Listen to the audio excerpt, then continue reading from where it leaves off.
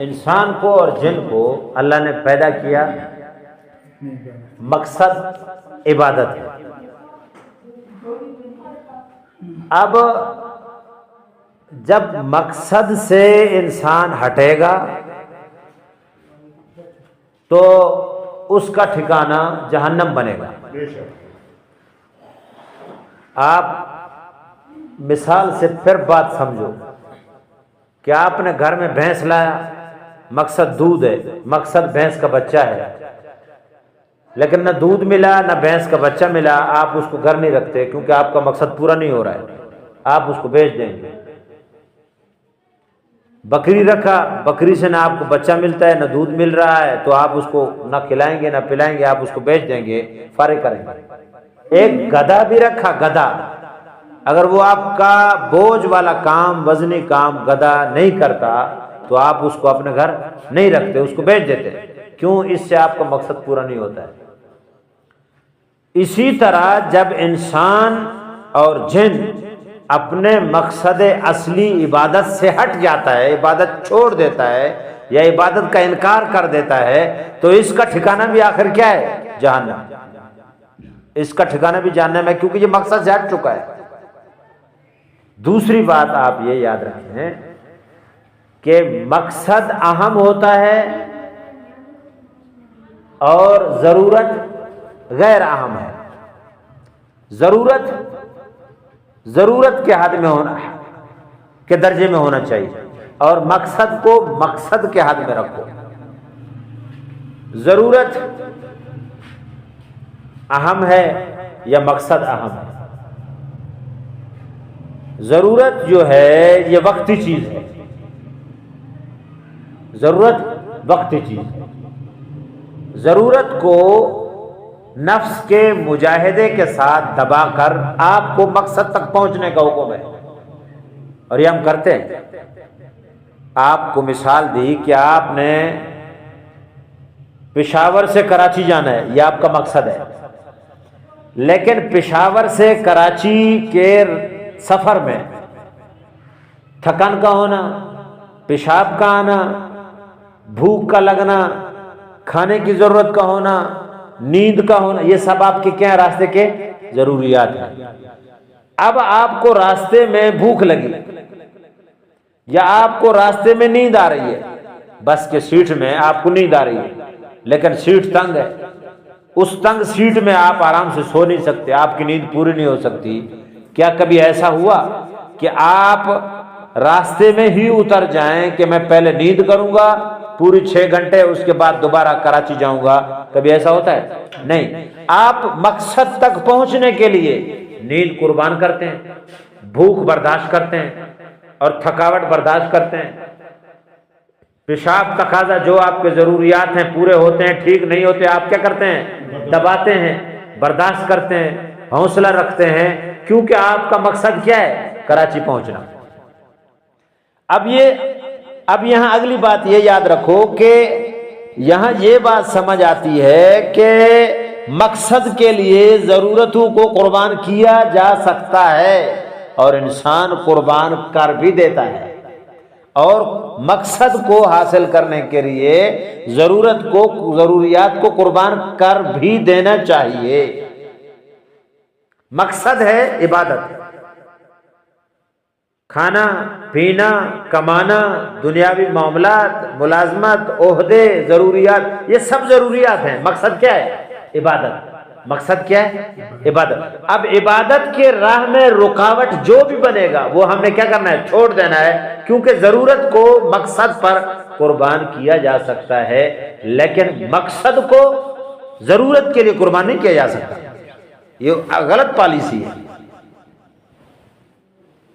مقصد ہے عبادت۔ وَمَا خَلَقْتُ الْجِنَّ وَالْإِنسَ إِلَّا لِيَعْبُدُونَ۔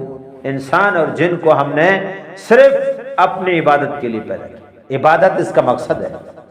اب عبادت کو چھوڑ کر وہ ضروریات میں لگے، پاگل ہے نہیں ہے؟ پاگل ہے نا۔ اب آپ کراچی جا رہے ہیں، پشاور سے کراچی، راستے میں آپ کو ضرورت ہے پیشاب کا، آپ کو ضرورت ہے کھانے کا، آپ کو ضرورت ہے سونے کا، اور آپ راستے میں اتر کر سو جائیں لمبی تان کر، جو بھی دیکھے گا وہ بے وقوف آدمی ہے۔ راستے میں سونے کے لیے اتر گیا، بس چھوڑ دیا اس نے، اور ایک ہوٹل میں چارپائی لے لیا، بستر لے لیا اور سو گیا، کہہ رہا ہے میں نیند 6 گھنٹے پورا کروں گا پھر جاؤں گا۔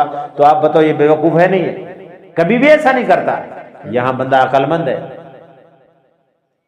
مقصد اس کی عبادت کرنا ہے، لیکن اب یہ مقصد کو ضرورتوں کی خاطر قربان کر دیتا ہے، چھوڑ دیتا ہے۔ مقصد نماز پڑھنا ہے، نماز نہیں پڑھتا کہ اپنی ضرورت پوری کر رہا ہے، ضروریات میں لگا ہوا ہے، بیوقوف ہے۔ ادھر بس ہارن دے رہا ہے کہ جلدی آؤ مقصد پر پہنچنا ہے، سفر لمبا ہے، جلدی آؤ سیٹ پہ بیٹھو چلیں، یہ کھڑا ہے اپنے کام میں ضرورت پورا کر رہا ہے، کھانا کھا رہا ہے، پانی پی رہا ہے، یا لیٹ رہا ہے، یا ٹیک لا کے چائے پی رہا ہے۔ تم بتاؤ سب لوگ اس کو بیوقوف سمجھیں گے نہیں سمجھیں گے؟ اور وہ خود بھی نہیں بیٹھے گا، جائے گا، بولے گا یار جی چھوڑو، چائے مائے، کھانا مانا، بھوک موک، تھکاوٹ مکاوٹ، نیند میند سب چھوڑو۔ لہذا مقصد کے حصول کے لیے ضروریات سارے قربان کیے جا سکتے ہیں، لیکن ضروریات کے حصول کے لیے مقصد کو چھوڑ دینا یہ عقل مندی نہیں، بے وقوفی ہے۔ اس لیے اللہ نے انسان کو مقصد عبادت کے لیے پیدا کیا، بے عبادت کرو۔ اب جب یہ مقصد سے ہٹے گا تو جہنم کا ایندھن بنے گا۔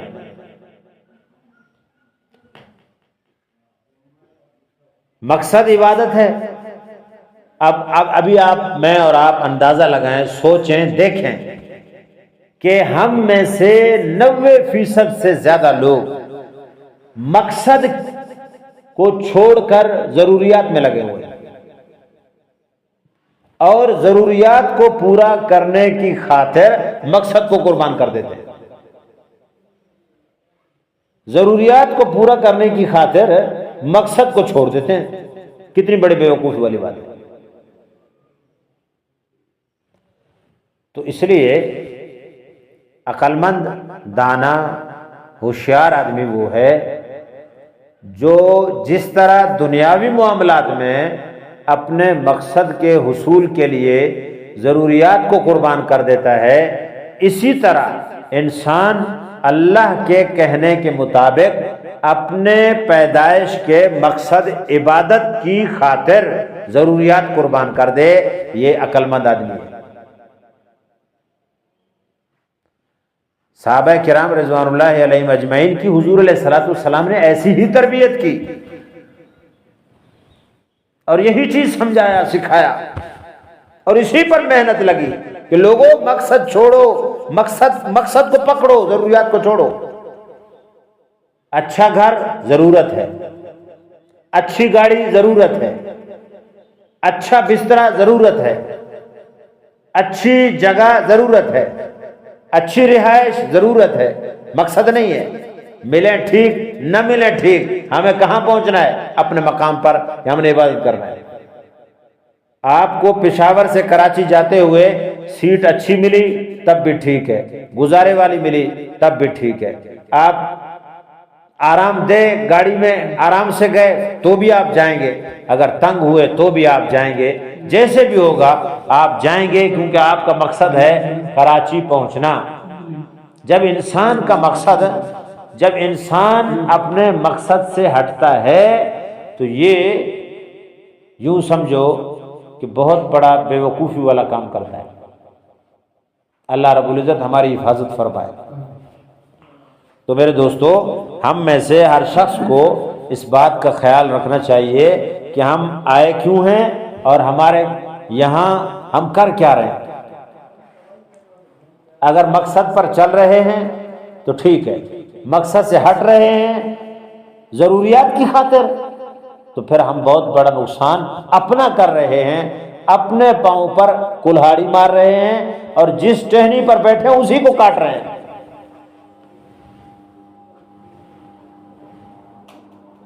اس لیے کوشش یہ کرنی چاہیے کہ اللہ تعالی ہمیں اپنے مقصد اصلی پر چلنے کی توفیق عطا فرمائے۔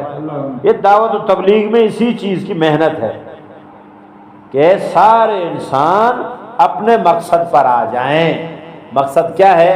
اللہ تعالیٰ کے مبارک احکامات حضور اکرم صلی اللہ علیہ وسلم کے مبارک طریقوں کے مطابق پورے ہو جائیں۔ یہ انسان کا اصل کیا ہے؟ مقصد، کہ انسان اللہ کا بن جائے، انسان کا اللہ سے تعلق بن جائے، انسان اللہ کے ساتھ تعلق جوڑ لے، انسان اللہ کے کہنے پر چلنا شروع ہو جائے، انسان اللہ کی بات ماننا شروع ہو جائے، انسان اللہ کے احکامات پر عمل کرنے والا بن جائے۔ جو انسان کی اللہ نے ذمہ داریاں لگائی ہیں یہ ان ذمہ داریوں پر چلنے والا بن جائے، یہی محنت ہے دعوت و تبلیغ کے نام سے۔ اور حضور اکرم صلی اللہ علیہ وسلم کا اسوہ مبارکہ، آپ کی سیرت مبارکہ، آپ کی پیاری پیاری سنتیں، آپ صلی اللہ علیہ وسلم کی پیارے پیارے طریقے، ان پر ہم آ جائیں۔ کھانا آپ ویسے بھی کھاتے ہیں، سنت کے مطابق کھائیں، آپ کا کھانا پیٹ بھی بھر جائے گا، ثواب بھی ملے گا سنت پر عمل کرنے کی وجہ سے۔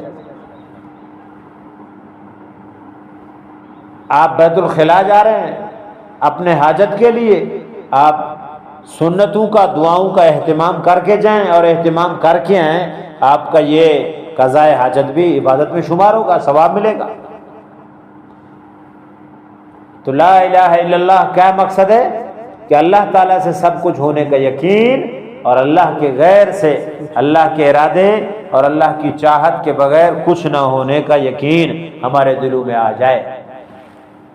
ہر شخص اللہ کے احکامات پر آ جائے، ہر محلے میں اللہ کے حکم پورے ہونے لگ جائیں، ہر بستی میں اللہ کے احکامات پر لوگ چلنے والے بن جائیں، ہر مسجد میں مسجد نبوی والے اعمال ہونے لگ جائیں، اور ہر بندہ، ہر بندی، ہر مرد، ہر عورت، ہر خاتون، ہر جوان، ہر بوڑھا حضور اکرم صلی اللہ علیہ وسلم کے مبارک طریقوں کے مطابق اور مبارک نورانی پیاری سنتوں کے مطابق اپنے آپ کو ڈھال لے، اپنے سارے کام حضور اکرم صلی اللہ علیہ وسلم کے مبارک طریقوں کے مطابق کرے۔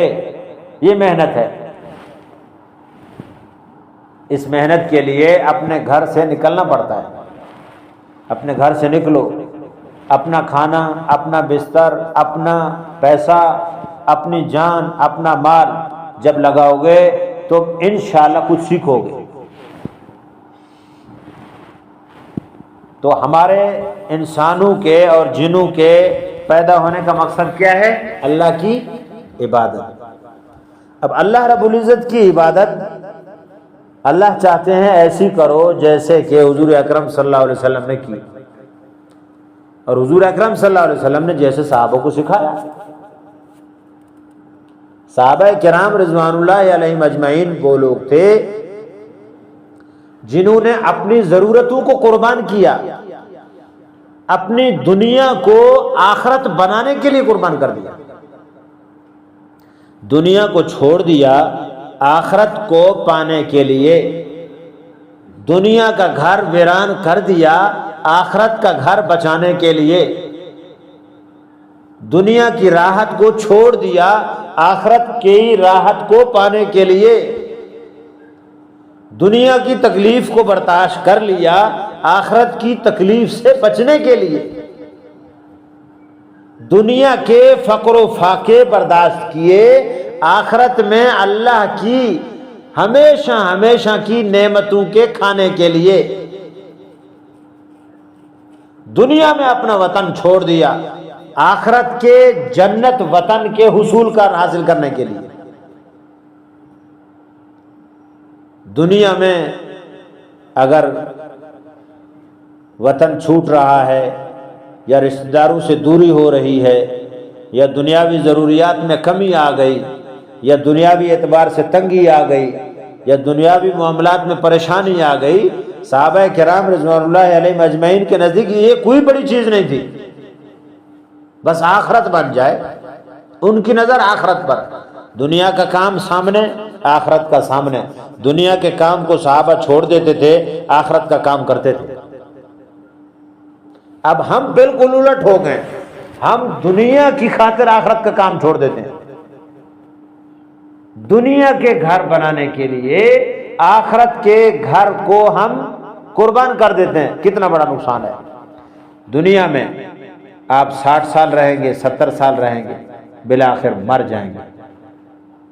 اس 60-70 سال زندگی گزارنے کے لیے ہم دنیا میں کتنے انتظامات کرتے ہیں، اور وہ آخرت کی زندگی جس میں ہم نے ہمیشہ ہمیشہ رہنا ہے، وہاں کے گھر کے لیے ہمارے پاس کوئی انتظام نہیں ہے، اور کوئی کوشش بھی نہیں ہے، کوئی محنت بھی نہیں ہے، فکر بھی نہیں ہے، کوئی سوچ بھی نہیں ہے، احساس بھی نہیں ہے۔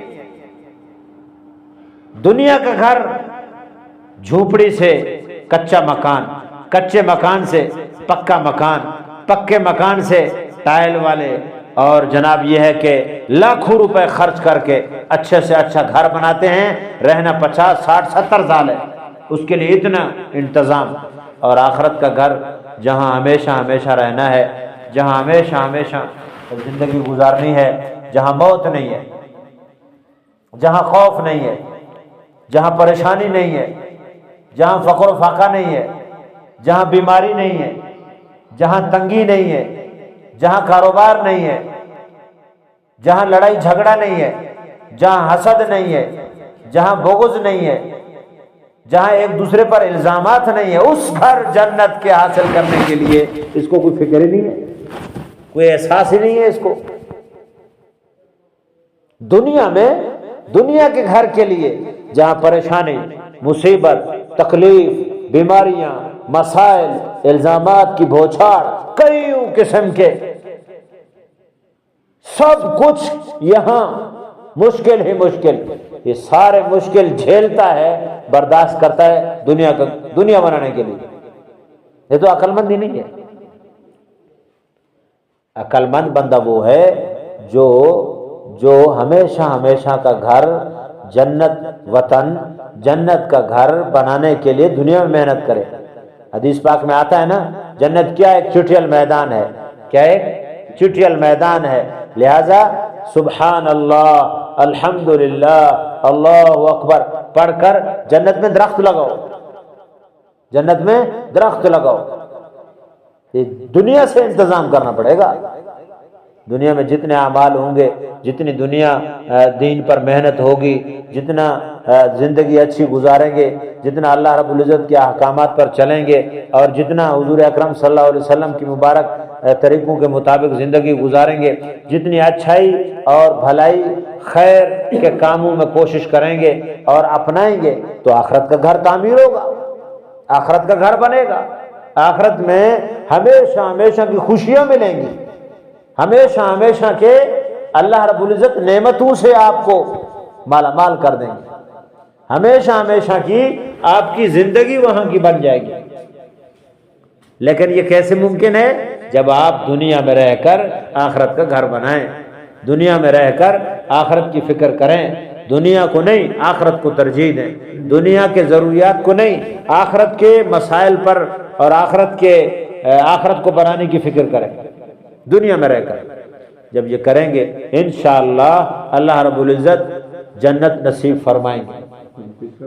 اور زندگی کا کوئی بھروسہ نہیں ہے، زندگی کا کوئی بھروسہ نہیں ہے۔ کوئی یہ مت سوچے کہ بوڑھا ہوں گا تب مروں گا، جوان بھی مر رہے ہیں۔ کوئی یہ نہ سوچے کہ میں ابھی تک بچہ ہوں، جوان ہوں گا پھر مروں گا، نہیں، بچے بھی مرتے ہیں، مر رہے ہیں۔ کوئی یہ نہ سوچے کہ میں اب بابا توجہ رکھنا، اب میں اپنے بیٹے کو پڑھاتا ہوں 10 سال 15 سال، اس پر خرچہ کرتا ہوں، اس کے کپڑے اور وردی کا انتظام کرتا ہوں، اس کے فیسیں ادا کرتا ہوں، اور اس کو پڑھا کر کوئی ڈگری حاصل کر کے دیتا ہوں۔ کیوں دیتا ہوں؟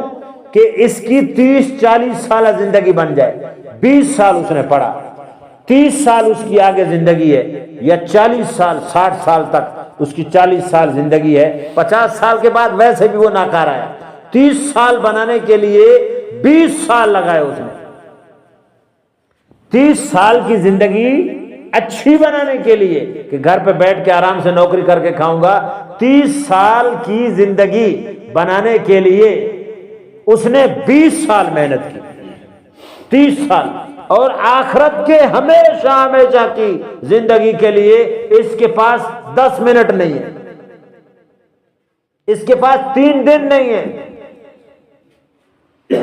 اب بچہ، آج کل کے لوگ بچے کو 3-4 سال سے اسکول میں بھگاتے ہیں، جاؤ اسکول پڑھنے کے لیے۔ 5 سال سے آپ لگاؤ، 5 سال کا بچہ اسکول جانا شروع ہوا، تعلیمی اداروں میں جانا شروع ہوا، وہ 20 سال تک پڑھا، 25 سال تک پڑھا۔ 5 سال پہلے نکالو، اس کے بعد وہ 20 سال اور پڑھا، 25 سال اس کے ہو گئے نہیں ہو گئے؟ 25 سال ہوئے۔ اب 25 سال کے بعد اس کو نوکری ملی، ڈگری ملی، نوکری ملی، ملازمت مل گئی۔ اب یہ آگے اور 25 ملاؤ، 50 ہو گیا۔ 50 سال کے بعد یہ کھوسٹ ہو جاتا ہے، کسی کھاتے کا نہیں ہوتا۔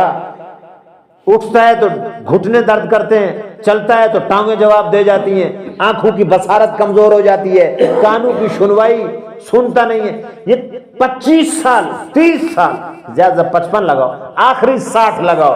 60 کے بعد تو ماں باپ کیا اپنی اولاد بھی دعا کرتی ہے، یا اللہ میرے ابے کو اٹھا لے، اب یہ بوڑھا ہے، محتاج بہت زیادہ ہو گیا ہے، یا اللہ ہماری امی، مولوی صاحب دعا کرو یار، ہماری امی بہت بوڑھی ہے، بہت اوکھی ہے، دعا کرو اللہ تعالیٰ اس کو اٹھا لے۔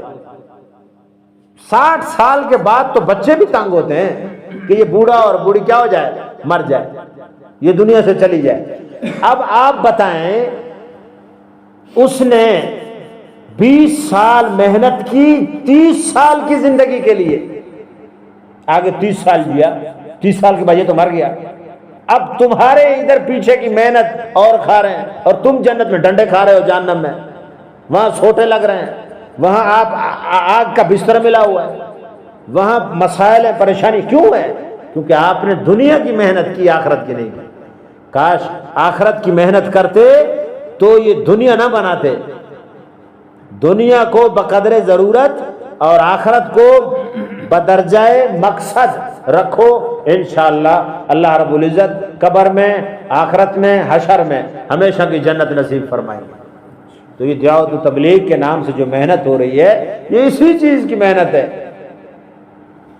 کہ اللہ کے راستے میں نکل کر یہ دعوت والا کام سیکھ کر اپنی زندگی میں اللہ رب العزت کے احکامات اور حضور اکرم صلی اللہ علیہ وسلم کے مبارک طریقے لاؤ، اپنے محلے میں لاؤ، اپنے گھر میں لاؤ، تاکہ آپ کے گھر ان نیک اعمال پر آ جائے اور آپ کی جنت بن جائے، آپ کا اگلا ہمیشہ کا گھر بن جائے، آپ کے ہمیشہ کی زندگی بن جائے، آپ ہمیشہ کی راحتوں کو حاصل کرنے کا مستحق بن جائے، اور ہمیشہ ہمیشہ کا آرام آپ کو مل جائے۔ یہی محنت ہے۔ تو اس محنت میں جڑنے کے لیے آپ کا ارادہ ہے یا نہیں ہے؟ ہاں، اس محنت میں لگ کر، یہ دین سیکھ کر، اور پھر اس محنت کو سیکھ کر اپنی زندگی کو دین کے مطابق گزارنے کے لیے آپ تیار ہیں یا نہیں؟ تیار ہیں انشاءاللہ؟ تیار ہیں تو پھر انشاءاللہ کوشش کیجئے، اللہ سے مانگو، اللہ سے مانگو، یا اللہ مجھے اپنے دین کے لیے قبول فرما، یا اللہ مجھے ایسا کر دے کہ میں تیرا دین سیکھوں اور میرا آخرت کا گھر بن جائے۔ کوشش کریں گے نا انشاءاللہ سب۔ اللہ تعالی ہم سب کو عمل کرنے کی توفیق عطا فرمائے۔